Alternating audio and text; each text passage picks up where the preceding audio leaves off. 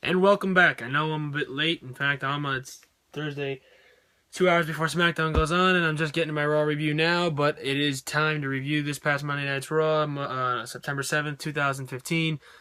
The open was Seth Rollins once again demanding his statue be returned.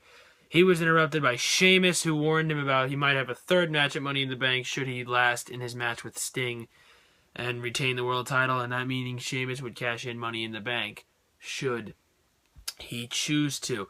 Rollins would then go to the locker room and get into an argument with Triple H and Stephanie. Stephanie saying she had a plan, but Seth Rollins saying he wanted to hear Triple H's plan instead. Triple H's plan is the one that Triple H said he's going to have to go through, and Stephanie, well, her plan was better. Stephanie's plan was simply go after the statue, while Triple H's plan was to have Seth compete in 2 matches.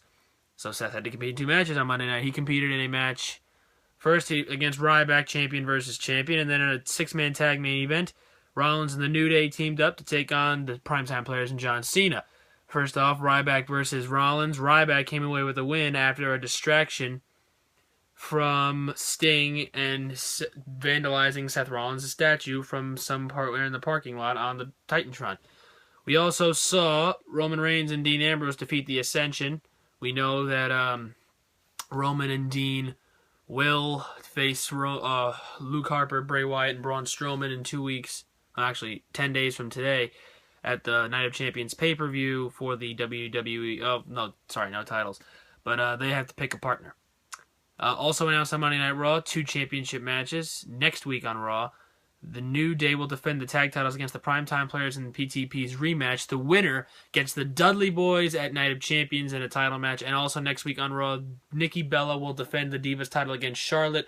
When that match takes place, it will be under 3 hours until Nikki breaks AJ Lee's record of 295 days. It will be day 295, and when Raw goes on the air, 20 hours. 4 hours to go from the 8 o'clock Eastern start.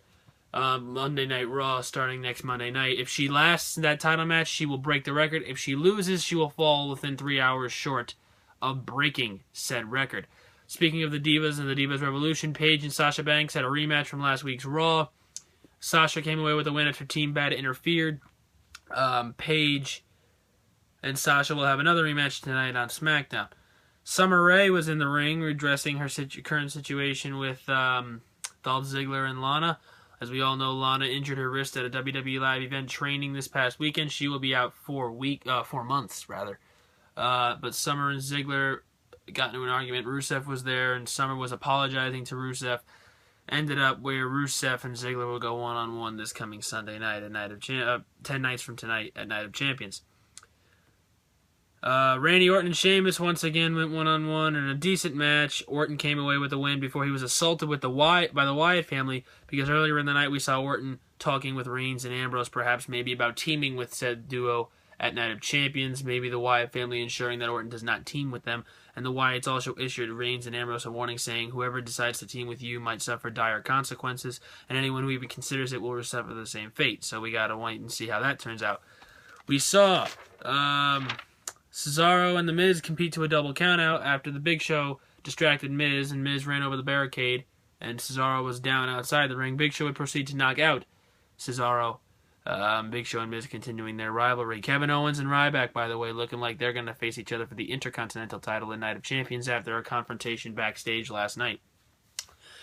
And before we get to the main event, probably the best segment of the year, in my opinion, in terms of overall hilarity and awesomeness, no pun intended on one of the groups involved.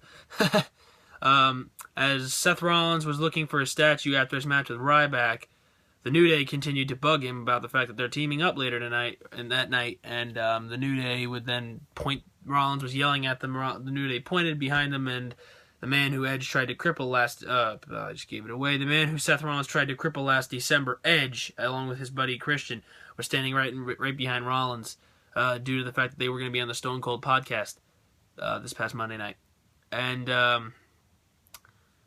Edge said, why don't you try to paralyze me now that your goons are gone and you can do it one-on-one? And Seth said he's got a lot on his plate. And then the New Day and Edge and Christian got into a cool little battle.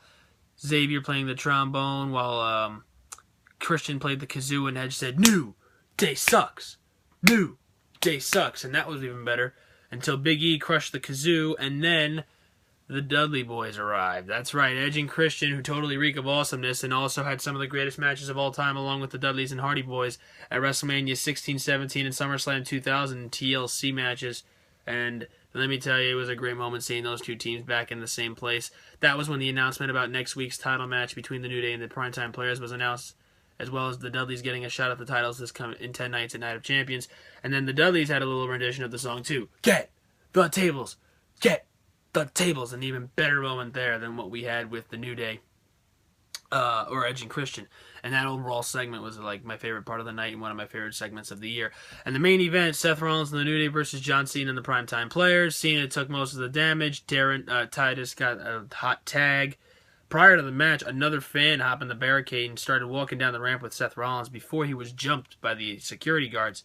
It's the third time in the last month that something of this instance has happened with Roman Reigns and Dean Ambrose. Coincidentally, Seth's former Shield brethren getting the same fate, with Reigns getting a briefcase thrown at his head and Ambrose allegedly almost being stabbed at a SmackDown taping 2 weeks back.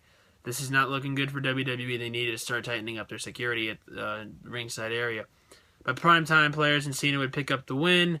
We all know that at Night of Champions, Cena versus Rollins. Oh, and actually at the end of the show, Sting, who said, "Seth, you never came for your statue," he ended up pushing the statue into the back of a garbage truck, and the statue was crushed by Sting. And Rollins couldn't believe it, and that's how the show ended. And just an overall bad night for Seth Rollins, which the announcers alluded could be a prelude to what we see at Night of Champions in 10 nights. The fact that Rollins has to deal with the two challenges of John Cena and Sting, as well as Sheamus' Money in the Bank briefcase, and the overall just going to be a perhaps bad night at Night of Champions. So, that's it for Raw this past Monday. We got SmackDown tonight. I'll probably try to get a review in, if not tomorrow, over the weekend. Will be before Raw Monday night, though. I promised you that. Thank you, and subscribe.